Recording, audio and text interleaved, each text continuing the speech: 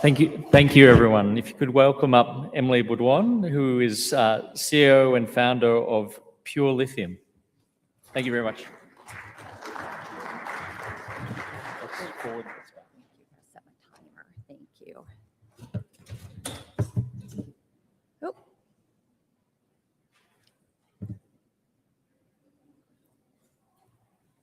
Hello, everyone.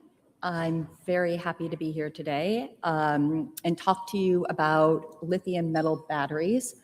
Our company is called Pure Lithium, and we are a vertically integrated lithium metal battery company. What does that mean? We combine lithium extraction, anode, and battery production. What this does is it delivers the highest quality lithium metal anode, which is a full battery component, and it really contributes to exceptional cycling performance in the battery. Also, by co-locating the production of anodes and batteries together, we capture margin through the entire value chain while preserving the integrity of the material, which is very important because lithium in its metallic form likes to react with everything. So I'm very fortunate to have my presentation after Austin, who gave us a very good description of lithium brines. So we're going to have a very good launching pad to move on from. But first, let's talk about our end product, which is the actual lithium metal battery. How many people in the room are familiar with the lithium metal battery? Fantastic. Okay, so you guys are in for a treat. The lithium metal battery was invented in 1977 at ExxonMobil, yes, the oil company, by Stan Whittingham, who won the Nobel Prize for the battery everyone is holding in their hand today, the lithium-ion battery. And it has 10 times more capacity in the anode than your graphite anode today, 3,861 milliamp hours a gram. Why hasn't it been commercialized yet? There are a ton of reasons we're going to walk through, but what we started Pure Lithium to do was commercialize the entire battery. So when you look at what we're doing with combining extraction, anode production, and battery manufacturing, it will all start to make sense. And I just want to point out for the group here that in our lifetimes, there have been 2 batteries that have been commercialized to gigawatt hour scale. One is lead acid to start your car. The other one is lithium ion that was originally invented for the Sony Handycam, right? So today's energy density needs have completely changed from the days of the Sony Handycam. And I promise you that when the Nobel laureates who invented the lithium-ion battery were working on it, they were not thinking about supply chain. They were just trying to make the darn thing work because batteries are really, really hard. So there aren't any other options here. Lithium metal is the lightest on the periodic table. It's 2x the capacity. It's half of the weight because what we do is we take out the graphite anode. So in your battery that you're holding in your phone, 50% of that battery is the graphite anode, okay? It makes up half of the weight of the battery, half of the bulk, and guess what? Graphite doesn't contribute to any kind of chemical reaction. It's a host material. It's like your sponge. You put soap on your sponge and you wash a dish. That's what graphite does for you in the battery. Lithium goes from the cathode side over to the anode. It's intercalated back and forth like a rocking chair. And you need 6 carbon atoms for 1 lithium, right? So you have this big clunky thing in here that doesn't do anything. A lithium metal battery replaces the graphite anode with pure metallic lithium on a piece of copper. The copper is important because you need a substrate in your battery. It's not just lithium salts that come out of the ground that Austin was talking about. It's an actual electrode, lithium metal on copper, and it needs to be a maximum of 20 microns. Your hair is about 100 microns, so a very thin piece of lithium. And that is the basis of your lithium metal battery. We're going to talk more about the cathode side and what's really great to pair with it. Interestingly enough, today's lithium, what you watched Austin present about, all that lithium goes into the cathode part of your battery. And this chemistry just shifts the paradigm. And we're putting lithium on the anode side, and you really don't need it on the cathode side. We'll get into that later. The great part about lithium metal technology is that you eliminate graphite completely, but you also don't need nickel, cobalt, manganese, and you don't need the Chinese supply chain at all. 99% of the graphite, which is 50% of your battery, comes from China. And that's a big problem with today's geopolitical constraints. And even if we had a completely peaceful planet, it would still be a big problem. If you think about what happened in COVID, we all learned that having one country that makes all of the rubber gloves and face masks was probably not a good idea. So for energy security, for the global south, to stimulate economic growth and democratize access to energy, which is something I'm personally really passionate about, other countries than China need to contribute to the supply chain. And when you use different battery materials with lithium metal, it surprisingly gives you an opportunity to really reinvent the global battery supply chain and produce a battery that's going to last longer and have more energy. So this is a really phenomenal technology. And if you look at a 3 amp hour battery next to an iPhone battery, it literally is half of the size. So how do we get this piece of lithium metal into the battery? This is like the $1 billion question. When I made my first battery in 2012, I was absolutely astonished at the quality of the lithium that I was able to obtain. The other big challenge was, again, I said, you need to have the lithium on a copper substrate. Well, how does that happen when an ingot or a brick of lithium shows up in the mail, right? Or you have a roll of foil for a primary battery, like your Energizer flashlight battery. Very challenging. Lithium is shipped as a hazardous material. It's coated in mineral oil. And if you leave lithium in air, and let's remember dry rooms, where batteries, that's dehumidified air, there's still nitrogen in there. Nitrogen is 78% of the air that we breathe. We don't breathe pure oxygen, and lithium and nitrogen really don't like each other. Okay, it forms pits and voids. Upon exposure with air, lithium will start to turn black within a few minutes, especially when it's very thin. So shipping it in the mail, handling it, opening it up at gigawatt hour capacity scale, it's just not realistic. So we had to find a better way. Lithium metals, there's not a lot of it produced in the world. 2 years ago, there was only 7,000 tons of it produced. And again, it's very reactive, primarily produced in China through a process called molten salt electrolysis.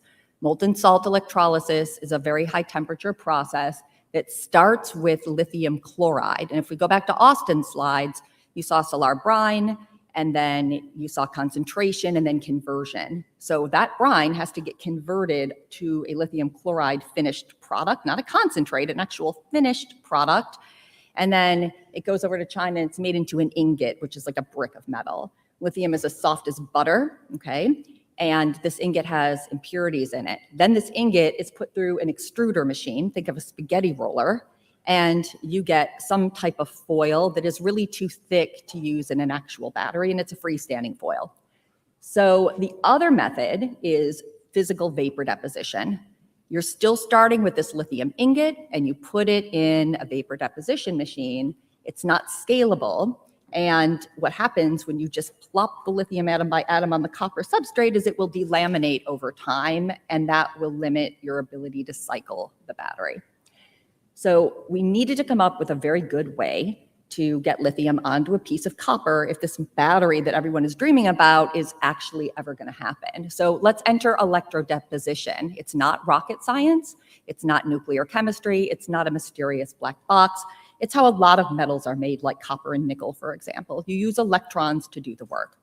So how do we electrodeposit lithium metal onto a piece of copper? There are a few ways. We actually can use recycled lithium. We're working with a company in Minnesota that has lithium as a byproduct. I'll talk about that later of a glass production process. And we use brine because we need an aqueous solution to electrodeposit lithium from. So here, we're kind of basing all this off of Austin's slides here. You see this little salar brine in the corner. Okay, that's the Atacama Desert doing the solar evaporation. And then there can be a direct lithium extraction step on top of it, right? But we haven't seen anyone commercially do DLE on just a plain unconcentrated brine made into lithium salts. And all of this goes into your lithium ion battery in the cathode side. It takes 587 days from the beginning of the evaporation process through the conversion and concentration process to get into your cathode material and shipped around the world and back into your battery. It's a very, very, very long time. Electrodeposition, it takes a day. You pump a concentrate, create a concentrate, have a solution, and then you put it in a reactor and apply current. You have your anode on a piece of copper, and it's great. So what pure lithium does is we literally bypass compound production. So we use a concentrate. We don't use raw brine, because you use raw brine, you can do it in a lab, but you're pumping tremendous volumes of water.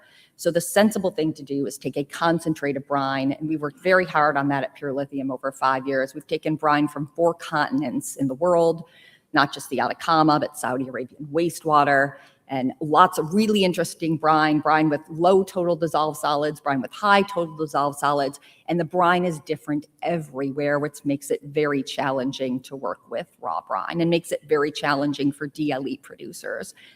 Has anyone gone swimming in France versus Italy? You float better in Italy. That small concentration in salt that's increasing actually has a measurable effect on your swimming. Imagine what it does to people trying to get lithium out of a brine, right? It's really hard. So we take this concentrate, and we're partnered with a company called E3 Lithium in Canada. They're a direct lithium extraction company. They have a very low-grade brine. What's beautiful about it is they have enough for over 80 million 65 kilowatt hour packs. That's over 80 million electric vehicles worth of brine, and it's consistent, right? So for years and years, they've been sending us their concentrate. We put it in our system. We send it back to them. They re-inject it back into the ground, and we're working toward actually a pilot production system with them. That being said, anyone's brine and concentrate, we can put in our reactor and electrodeposit it. The other thing that we need to point out about our lithium metal anode and all battery products is that they need to be pure, very, very, very pure. Impurities in battery materials cause all sorts of unwanted side reactions. So to get the battery to work here, the quality of the lithium metal anode has to be phenomenal. And what we've learned at Pure Lithium is it's not just the purity, which is why I named the company Pure Lithium. It's also the surface profilometry. It needs to be incredibly, incredibly smooth and incredibly flat. And that is what is going to prevent the formation of these things called dendrites. We are at the battery conference, so we got to talk a little bit about all that.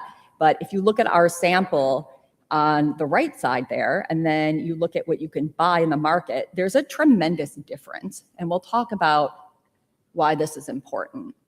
So you may think that 2 electrodes in your battery, your cathode and your anode, look like 2 little flat lines, but they don't. And in reality, commercial lithium foil is the image I showed you on the last page, okay? It can vary. We've seen ranges varying between 50 microns from the same supplier over the same very small surface area of lithium.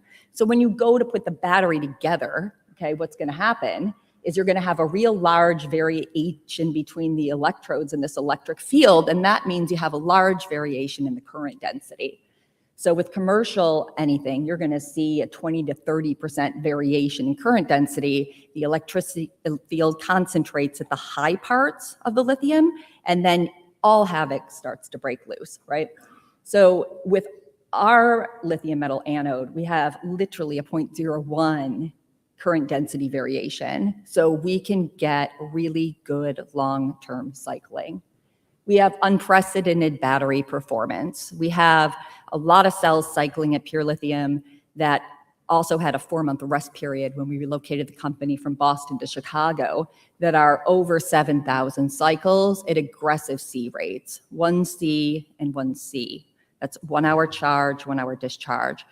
I saw a great presentation from a student of the amazing Shirley Meng, and in the summary it said 1C just won't work. It does work. This is our cycling protocol. You've got to have the right electrolyte. You have to have perfect lithium, and yes, you can actually make this happen, right? So this is really, really amazing. We don't require external pressure more than you have in your lithium ion battery, and we have 2 generations of this material, and this is gonna go back to the supply chain conversation in a minute. We have a Gen 1 battery that uses LFP, is our cathode side, and we take some of the lithium out of that LFP because, again, we have it on the anode side. We don't need it all on the cathode side. And then we are also working with vanadium, and we'll talk about that later. This cycling is our first generation product with lithium and LFP. Now, who really needs 7,000 cycles? No one, except maybe a data center and energy storage, because what this does is it lowers the levelized cost of storage by 75%. You don't have to replace the battery, and that's a really big savings. So if you look at our lithium metal battery cycling results, even compared to today's lithium ion battery, and it's pretty phenomenal.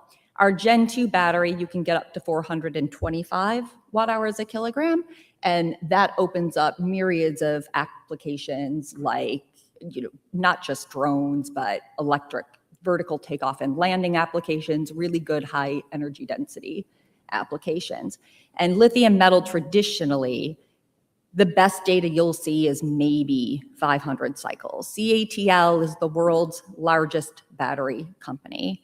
They have thousands and thousands of researchers there, and they published a great paper, which we studied with interest, right? They can only get, it's really under 500 cycles before it starts dramatically discharging, and that's with using excess lithium in the cell, right? So getting long-term cycle life with lithium metal has been very hard. And why has it been hard? Because of dendrites, and why do these things form? The majority of the reasons is in the quality of the material. So you got to solve the material problem first before you actually can have a battery. Our Gen 1 battery, back in the day, people thought LFP was so unexciting, but now everybody loves it. Lithium iron phosphate is phenomenal. It's a workhorse, right? It cycles, it's well-known, it's phenomenal. And it's not terribly expensive. On a material level, our lithium metal battery, using lithium from, actually what we use in our models is, curious to see what Austin says about this one, the $15,000 a metric ton spot price of lithium carbonate, because there's no price index for brine. And I can't tell you what our cheap brine costs without giving away my partner's cost information, right? So $15,000 a ton for battery grade lithium carbonate is substantially higher than what it's selling for today. And this is based on the assumption that I just throw some sulfuric acid at it, turned into an aqueous solution. So we actually hope to get lower than this cost. And the rest of the costs are very standard lithium ion battery costs that everybody really understands. So 70% of your battery costs are raw materials. So lowering the material spend is the best way to get the cost down. And in this room, for people that don't make batteries or do, the margins in batteries are historically very, very low, like in the 10 to 13% range. So the best way to improve these margins is to insulate them from volatile commodity spikes, right? So control your own materials. You don't want to have to pay other people to do a conversion for you, because then they dictate and set the price.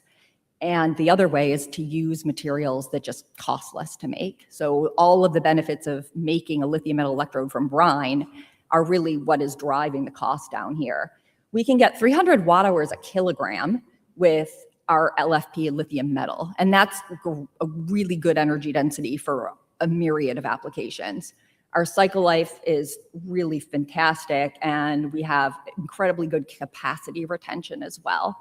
So again, all of these cycles lead to a levelized cost of storage reduction. The other benefit of lithium metal is it's made in a charged state. What does that mean? Your lithium ion battery today has graphite on the anode, and they have all this lithium in the cathode side.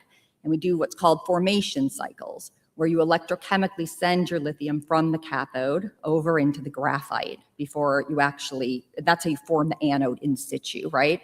Lithium metal, we make the lithium metal from our brine in a reactor in our battery facility, right? It's in a blanketing atmosphere.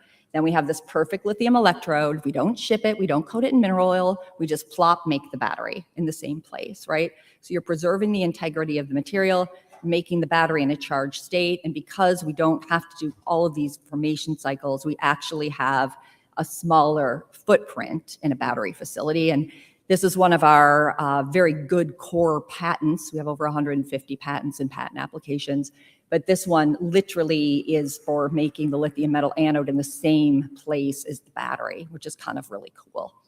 And by the way, this is how the cathode is made, right? You ship a CAM powder, and then you make the actual electrode material in the facility. And let's go back to the supply chain piece of this, which is really important. We really do eliminate dependence on China, but more importantly, we're enabling these global hubs. If you look at the lithium-ion battery supply chain, you can see the C over there in China, which is 99% of it. And while all of these materials are sourced globally, they are all refined in China. China refines all the battery materials and makes most of the batteries. So you have to bypass China by leapfrogging with the battery technology and leapfrogging with processing technologies. Cobalt and nickel are especially challenging for battery materials. And the great thing about lithium is it's pretty much everywhere, right? It's ubiquitous. We have tons of lithium in the United States. There's lithium in Saudi Arabia. There's lithium in Australia and South America and Canada, in Europe even. We have a lot of lithium. We're not constrained with lithium. Unfortunately, there's no lithium in Japan or Korea because they make a lot of battery materials in Japan or Korea. But other than that, we have a lot of lithium. The question is, who can economically get this lithium out of the ground, right? That's the big question. So lithium is ubiquitous, and LFP is lithium iron phosphate. We have lithium on the anode side, so bear with me. So we just need FP, and FP is located absolutely everywhere. Also very convenient. Our next generation product is vanadium. Vanadium is also located in some very favorable jurisdictions as well. So vanadium, we need a lot more vanadium to come online to supply an actual gigafactory of batteries, but there are lots of creative ways to do this. And one of the reasons that Pure Lithium is funded by a famous mining entrepreneur, and one of the reasons we have a head of exploration who was head of exploration at Rio Tinto, is to work on solving these problems. So I personally like the Pure Lithium battery supply chain on the left, because I would love to see Saudi Arabia, for example, have a battery industry, right? They have oil industry. They know how to move water. They can get their lithium out of wastewater. Nobody's better at water than Saudi Arabia because they don't have any. I live across the street from Lake Michigan, which is 20% of the world's fresh water, right? Saudi has none of it. So when you're talking about DLE and moving concentrate around, the Saudis are phenomenal at it. They're a very talented group of young population in Saudi that wants technology and new jobs. They have lithium and vanadium, so let's get to work making batteries there. You can have a hub, right? Same thing with Australia, same thing with even Africa, South America, the US, and Canada. These are all places that can and should be making batteries. Our technology enables a really decentralized closed loop supply chain. With lithium ion technology, only 5% of batteries at all are even recycled right now. We actually won an American Chemical Society award last year for circularity in supply chain, which was really fantastic because we're using this brine. We take the spent brine, we put it back. We're not shipping all this material around the world. We're not doing any kind of chemical conversion. We're electroplating from an aqueous solution. So we have an intrinsically kind of greener chemistry. And we also have 3 megawatt hours of lithium metal stockpiled at Argonne National Lab. Argonne National Lab is right outside of Chicago, where Pure Lithium is based. And through this work, this is enough for our pilot line of batteries. This material came from a company that has spent lithium on a target as a byproduct of glass production. And we dissolve it and then we electroplate it, which is absolutely fantastic. So, and by the way, the lowest cost lithium you're ever going to get because people have to pay to dispose of this stuff. So not only do we have brine, but we also have this phenomenal technology. And if you think about the circularity of a supply chain, and you think about using brine and going directly to anode fabrication and skipping all of these complicated steps, that's how you save money, and that's how you think ahead and actually secure your supply chain. The conventional lithium-ion supply chain uses a tremendous amount of water, very high temperature, but it's just all over. The cathode is made in a different place. Everything's made in a different place. So now let's talk about our generation 2 lithium vanadium battery, which also contains no graphite, nickel, cobalt, or manganese. So why vanadium? Battery people look at me like I'm completely crazy for thinking about vanadium. People forget that it's actually on the periodic table, which is why I have the slide to remind people that vanadium actually is on the periodic table. It actually does exist. And it's not just me, but Nobel laureate Stan Whittingham has been working on vanadium. We have a joint patent with Stan. And there are a lot of benefits to using vanadium. The challenge with vanadium is twofold, right?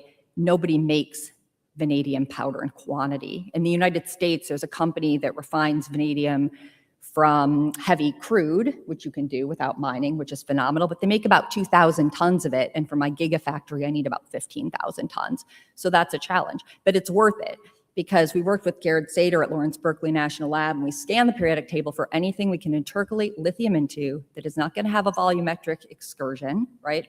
And that is readily available. And the only thing that really came back for us was vanadium. So we doubled down, acquired a vanadium cathode company, and secured a ton of IP and started working on vanadium.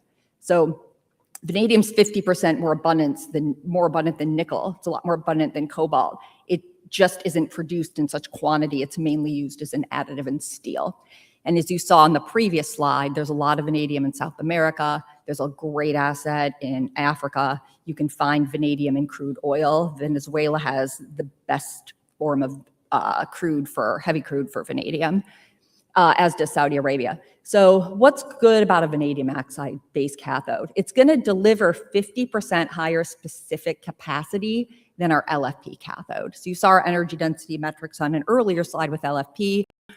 For applications that really need extremely high energy density, this is going to get us further than our LFP cathode. It enables the battery itself to have 42% higher energy density than our lithium metal LFP. And it also contains no nickel, cobalt, manganese, or lithium. That's why we like vanadium, because as I mentioned very early in the presentation, when the first lithium metal battery was invented, it had a titanium disulfide cathode. There was no lithium in it. Cathodes became lithiated and have excess lithium in them for manufacturing purposes. So I have this high capacity anode. I don't really want lithium on the other side. The problem is most of these cathodes actually require lithium to be synthesized. So with NMC, for example, you can't take all the lithium out. The crystal structure will collapse. Vanadium's great. I don't need lithium in the cathode. That also lowers costs, simplifies the supply chain. And if we go back to my first slide where we show that we're bypassing compound production, it's not just our anode from brine, it's our vanadium cathode because we need no lithium in it at all. Stan Whittingham did a nice study for us showing that vanadium has no exothermic behavior or oxygen evolution up to 300 degrees C. Now, his oven only went up to 300 degrees C, but vanadium oxide itself is stable up to 750 degrees C. So vanadium has a lot of very good properties, which make the challenge of working with it as a battery material really, really worth pursuing. So no lithium in the cathode, and you have an intrinsically safer cathode chemistry, which is theoretically going to be helpful. Vanadium also reduces cost and improves performance of the battery. Again, we're using our cheap lithium from brine, we're bypassing compound production, and we don't have lithium in the cathode, which is a major cost component. It's about 80% of the cost of your LFP cathode, for example. I'm running out of time. So as you heard, this is a company that is doing more than one thing at a time. We're not just a component company, and hopefully I was able to walk everyone through the reasons why, which are related to cost, supply chain, and ultimately battery performance, because you can have a very inexpensive battery, but if it doesn't cycle and it blows up, nobody actually wants it. So it doesn't matter how cool your supply chain is if your battery doesn't work. So we started by what do we need to do to make the lithium work, and worked backward from there. And it just so happens that making a lithium metal battery from brine with LFP or vanadium also dramatically simplifies the supply chain and will enable global battery hubs. If you have any questions, please email us. Myself and some of my colleagues are here in the audience, and thank you very much for your time.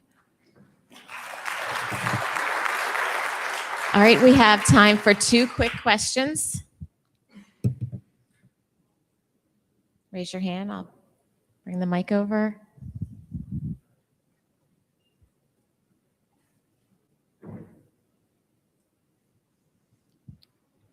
All right. Well, thank you. Oh, I think we have one. There you go. Thank you for your presentation. I have two questions. The first one is on your proprietary membrane that you showed for the lithium extraction from brine. Is that a solid-state electrolyte? It's a solid, and you could call it an electrolyte in certain situations. And for your generation 1 and generation 2 salts, is that using liquid electrolyte as well? Yes, yes. I'm not a proponent of solid state batteries. I don't believe you'll see them in our lifetime. You have big issues with the interface of the cathode. You have big issues with compatibility with lithium metal on the interface of a solid electrolyte. So there's a whole host of reasons. So we've settled on what we consider to be the safest possible but best performing liquid electrolyte, which we actually developed through our electroplating work. All right. Thank you again for your presentation.